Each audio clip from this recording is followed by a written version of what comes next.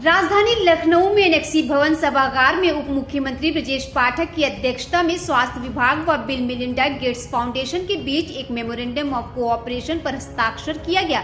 योगी सरकार में मंत्री चिकित्सा शिक्षा एवं स्वास्थ्य मंत्री मनकेश्वर सिंह ने बताया कि उत्तर प्रदेश में हेल्थ सेक्टर और किसानों के लिए और क्या बेहतर हो पाए, उन सभी पहलुओं पर काम करने के लिए बैठक की गई, जिसमें स्वास्थ्य और किसान से जुड़े सभी अधिकारियों को निर्देश दिए गए कि दोनों सेक्टर में बेहतर से बेहतर सुविधा दी जाए। किसान हो या फिर जिले से आए मरीज अस्पताल में जब पहुंचे तो उनकी जरूरतों और उनके लिए अस्पतालों में बेहतर से बेहतर उपचार हो, उसकी व्यवस्था सुनिश्चित करने की बात कही गई। इस अवसर पर उप मुख्यमंत्री ब्रजेश पाठक ने अपने संबोधन में क्या कुछ खास कहा, आइए उस वीडियो का रुख कराते हैं। प्रदेश सरकार बिल मेलिंडा गेट्स फाउंडेशन के साथ मध्य एक करार हुआ है, जिसमें पिछले दिनों जो स्वास्थ्य सेवाएं अच्छी हुई हैं उसके लिए विभिन्न विषयों पर चर्चा हुई और आने वाले 5 सालों में हम क्या करने वाले हैं इस पर एक सुझाव प्रस्तुत करेंगे। उसके उपरांत हम लोग आगे बढ़ेंगे। उत्तर प्रदेश के जन जन को हम उच्च कोटि की स्वास्थ्य सेवाएं कैसे प्रदान करें, इस दिशा में एक बड़ा कदम है।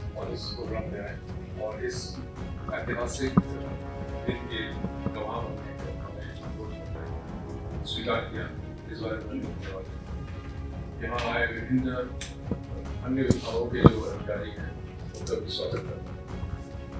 पिछले 5 साल में जैसा देवेंद्र ने अपने प्रेजेंटेशन में बताया कि बहुत से एरियाज में हम लोगों ने काम किया है।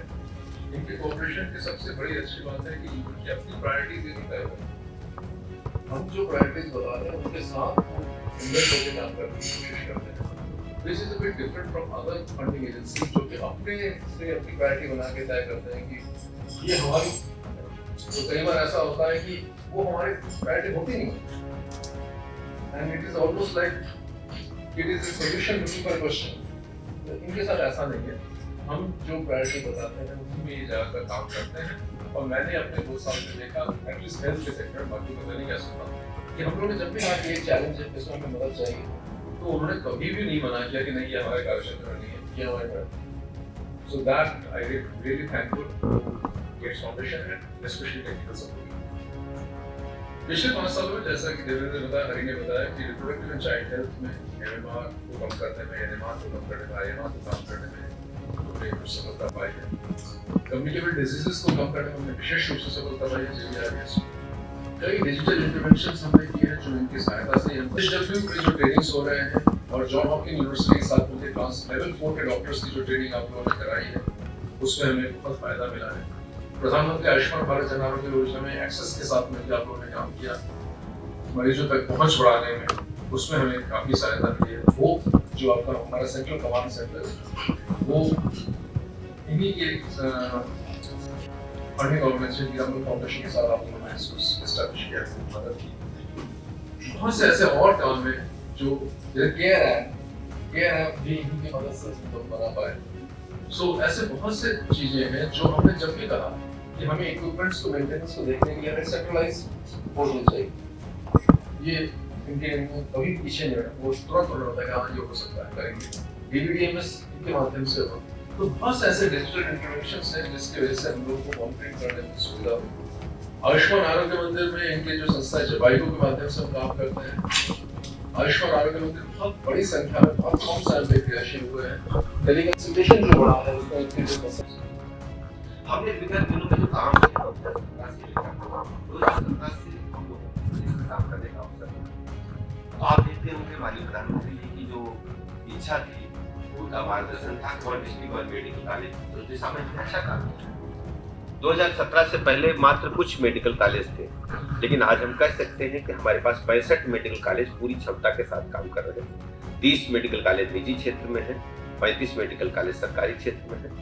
इसके अलावा आपने देखा होगा इससे पहले जो बजट आया था, चुनाव से पहले, लोकसभा चुनाव के पहले, माननीय प्रधानमंत्री जी ने बजटीय प्रावधान किया था कि हर मेडिकल कॉलेज के साथ हम नर्सिंग कॉलेज खोलेंगे। दरअसल चिकित्सकों की संख्या कम है, उसको बढ़ाने के लिए व्यवस्था हो रही है, लेकिन WHO की मानक के अनुसार एक चिकित्सक पर 3 पैरामेडिकल 3 नर्सेज होने चाहिए, उसको भी हमें ही पूरा करना है और उस दिशा में हम तेजी के साथ काम कर रहे हैं। पिछले बजट में था, उसको हमने प्रदेश में स्वीकार किया है। हर मेडिकल कॉलेज के साथ आने वाले 5 वर्षों में हम एक नर्सिंग कॉलेज, पैरामेडिकल कॉलेज खोले, इस दिशा में हम तेजी के साथ काम कर रहे हैं। इसके अलावा दूसरी चुनौती हमारे और सबसे बड़ी बात है कि सभी लोगों को हम उच्च कोटि की चिकित्सा व्यवस्था उनके घर में, उनके गांव में दे पाए। इस बात की चिंता मूल रूप में हमारे आप के विचार विमर्श में उभर कर के आए। इसके लिए माननीय प्रधानमंत्री जी ने आयुष्मान आरोग्य मंदिर 5000 की आबादी, आपने उसमें अच्छे हमें मदद की, राय दिया है। अभी हम प्रमुख सचिव महोदय से चर्चा कर रहे थे, सामान्यतः हम लोग जो फील्ड वर्क में काम करते हैं, 2 तरीके से काम करने का अवसर हम सबको मिलता है। तो फील्ड वर्क में हम लोग चूंकि जनप्रतिनिधि हैं, तो हम लोग फील्ड वर्क में रहते हैं। आप सब चूंकि ऑफिसेज में काम करते हैं, आप सब फाइलों पर काम करते हैं, रिसर्च करते हैं, उसको इम्प्लीमेंटेशन के लिए आगे जाते हैं, और हम लोग उसको देखते हैं कि वास्तव में धरातल की स्थिति क्या है। धरातल की स्थिति है कि जो अभी हमारे पास 25,000 के लगभग सब सेंटर्स हैं, उसमें 21,000 के लगभग हमने आयुष्मान आरोग्य मंदिर में कन्वर्ट किया है। अब आपने सबने कंप्यूटर दिया हुआ है, अब कंप्यूटर काम कर रहा है कि नहीं कर रहा है, बिजली के कनेक्शन लगे हैं कि नहीं लगे, हमारा सीएचओ और जो स्टाफ है 3 आदमी का वहां पहुंच रहा है कि नहीं पहुंच रहा है। मंडलीय स्तर से लेकर प्रदेश स्तर तक होती थी जिम्मेदारी सप्लायर की होती थी, लेकिन अब हमारे जो 75 के 75 वेयर हाउसेज हैं, वहां से हम सप्लाई नहीं पा रहे हैं। हमने सप्लाई का जो देरी से पहुंचने का था, उसमें कमी हमने हासिल की है। और एक बार हम लोग ये तय करें कि जो निचले स्तर से हमको चलना चाहिए। मुझे लगता है कि आप इसमें कोई रिसर्च पेपर हमारे लिए तैयार करें कि जो आयुष्मान आरोग्य मंदिर हमारे हैं, जो 25 हमारे सब सेंटर्स हैं, अगर गांव के लोगों को गांव में इलाज मिल जाएगा तो पेट दर्द, सर दर्द या बुखार या कोई स्किन डिजीज या जच्चा बच्चा संबंधित कोई बीमारी अगर है, अगर वो वहीं सॉल्व हो जाएगी तो उसको सीएससी, पीएससी और डिस्ट्रिक्ट हॉस्पिटल लिया। हमारे सामने सबसे चुनौती क्या है, पहले थोड़ी बीमारी होती है, पेट दर्द हुआ तो गांव में कहते हैं हींग लगा लो, कोई कहेगा कि गर्म पानी की बोतल लगा लो, कोई कहेगा कि वो अंडा का पत्ता तोड़ो, गर्म करो और सिकाई करके लगा लो, अभी ठीक हो जाएगा। तो ये सब आधुनिक चिकित्सा व्यवस्था में अभी मान्य नहीं है, लेकिन लोग मजबूरी में ऐसा करते हैं। तो 5000 की आबादी पर जो हमने हेल्थ वेलनेस सेंटर कम आयुष्मान आरोग्य मंदिर खोले हैं, क्या वहां ऐसा कुछ व्यवस्था कर सकते हैं कि 5000 से सीधा संपर्क हमारा हो? 5000 कोई बड़ी आबादी नहीं है। 5000 आबादी एक घर में, गांव में 5 आदमी होते हैं, तो आप कोशिश करेंगे क्या उनको हम ऐसा कोई व्यवस्था डेवलप कर सकते हैं कि 5000 लोगों में अगर कोई बुखार आए, क्योंकि हमारी आशा वर्कर वहां पर है, हमारी आशा वर्कर हर गाँव में। आशा वर्कर के पास आप जाओ, पूरे गाँव का हालचाल आपको मिल जाएगा, किसके घर में बच्चा पैदा होने से लेकर किसी घर में शादी हुई है, कौन कितना खेत बटा है, आपस में लड़ाई कितनी हुई है, आशा वर्कर के पास हर गांव का कच्चा चिट्ठा। ये काम तो पुलिस और एलआई का है, लेकिन आशा वर्कर वेल नोन है कि रंजन भाई के घर में आज क्या होने वाला है, क्या सब्जी पकी है। उदाहरण के लिए मैं निकाल रहा हूं, की तरफ देखा, वो गाँव के हर व्यक्ति को जानती है और उसको भी सब जानते हैं। उसको कोई बुआ पुकारता है, कोई चाची पुकारता है, भले ही हम उसको छोटा वर्कर समझे, लेकिन उसको नाम से भी कोई नहीं पुकारता, ये आशा यहाँ आ जाओ। मैंने नहीं देखा किसी गाँव में कोई बुआ कहता है, कोई चाची कहता है, कोई मौसी कहता है, कोई दीदी कहता है, कोई बहन जी कहता है। वो आशा वर्कर एक ऐसा पद हम लोगों ने सृजित किया है जो घर घर गाँव भरोसा जीता है उसको। आशा वर्कर को अगर हम स्ट्रेंथन करें, उसके माध्यम से सूचनाएं एकत्र करें, उसके पास इस प्रकार की जानकारी होना चाहिए कि राम प्रकाश के घर में 3 दिन से बुखार आ रहा है। घर में मतलब वहाँ पत्नी को बोलते हैं, जैसे हम लोग घर में वाइफ बोलते हैं, पत्नी बोलते हैं या बेटर आप बोलते हैं, गाँव में बोलते हैं घर में बुखार आ रहा है, दवाई लेने लोग आते हैं कि हमारे घर में 3 दिन से बुखार आ रहा है, अपना हाथ आगे करेंगे, दवाई लेके चले जाएंगे, उनकी पत्नी ठीक हो जाएगी। तो क्या ऐसा हम कोई व्यवस्था डेवलप कर सकते हैं कि गाँव में ही तत्काल हमें सूचना मिले? ये आवश्यक नहीं कि लोग मेरे पास बीमार होकर के आए, हमारे पास ये भी मैकेनिज्म डेवलप हम कर सकते हैं, क्योंकि आशा वर्कर एएनएम गांव-गांव घर-घर सब कहीं जाती हैं।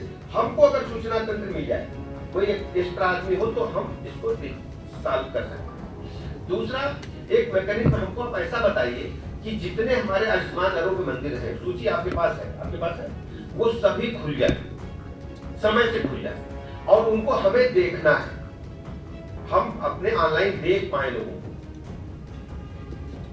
और दवाइयां सब उपलब्ध है, 58 प्रकार की दवाइयां आयुष्मान आरोग्य मंदिर अनुबंध है, दवाइयां उपलब्ध है, दवाइयों की कोई दिक्कत नहीं है। जच्चा बच्चा का टीकाकरण हो रहा है, कोई दिक्कत नहीं है, हमें सिर्फ अपनी आंखों से देखना है।